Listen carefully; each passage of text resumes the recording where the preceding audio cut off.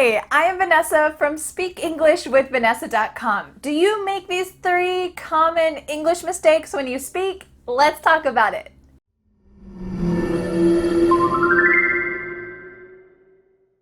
First of all, I want to say if you make these mistakes, native English speakers will still understand you.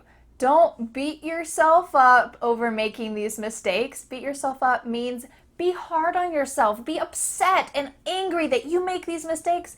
Don't be worried about them, but I want to help you to perfect your English. This doesn't mean to speak perfectly, but this means to improve your English.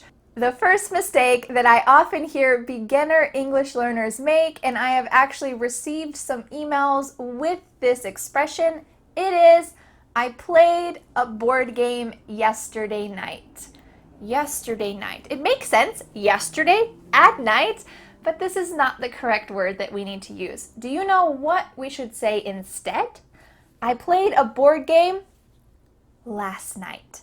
Last night. Great. It's a quick fix and it's going to make your English sound much more natural.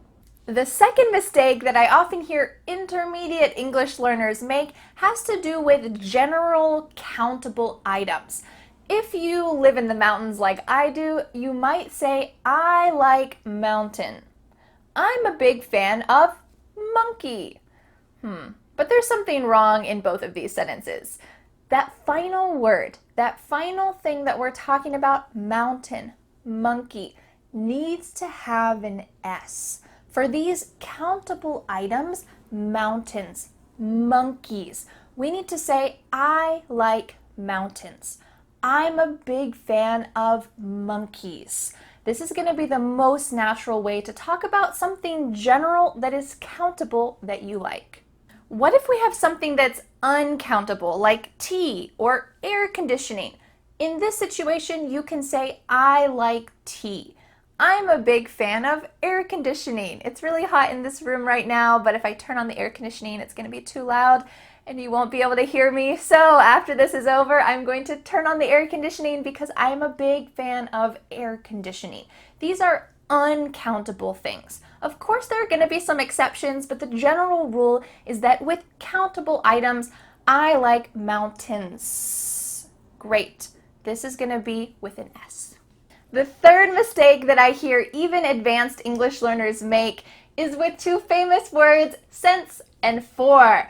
I often hear, I have been living here since 3 years. Ooh, you used a great verb, have been living here. That's beautiful, but the final part of this sentence has a mistake. You should say, I have been living here for 3 years. I want to tell you the quick difference between since and for. If you say, I have been living here for 3 years, for 3 years is talking about the length or the duration of time. For 3 years. You could say, I have been living here since 2015. This is the start of the time when I moved to the city. In 2015, I moved here, so I have been living here since 2015.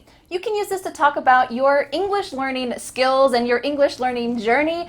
I have been learning English for 10 years. This is the duration of time. Or you could say, I have been learning English since 2010.